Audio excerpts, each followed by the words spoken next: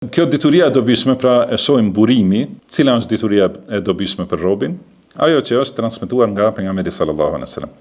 Çka është transmetuar nga pejgamberi sallallahu alaihi wasallam? Është transmetuar Kurani dhe është transmetuar Suneti, hadithet e pejgamberit sallallahu alaihi wasallam.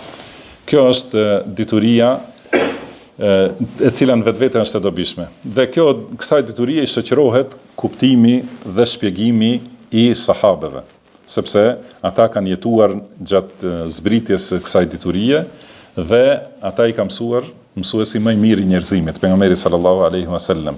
Prandaj ka thënë Imam Ibn al-Qayyim, el-ilmu qala Allahu wa qala rasuluhu wa qala as-sahabatu hum ulul irfani. Domethënë dituria është, ka thënë Allahu, ka thënë pejgamberi sallallahu alaihi wasallam, kanë thënë sahabët, sepse ata janë njerëz të njohjes dhe diturisë. Dhe nuk është dituri, domethënë vetëm ti përplasësh fjalët e filanit, domethënë mendimet e kështu me radhë, ka thënë Imam Ibn al-Qayyim, ajo nuk është dituri, edhe pse njerëzit e quajnë, pra ti mësojnë mendimet e filozofëve, mendimet e kelamistëve, mendimet e lloj-llojshme të njerëzve që nuk bazohen Kur'an dhe Sunet e kështu me radhë, e quajnë dituri, por ajo nuk është.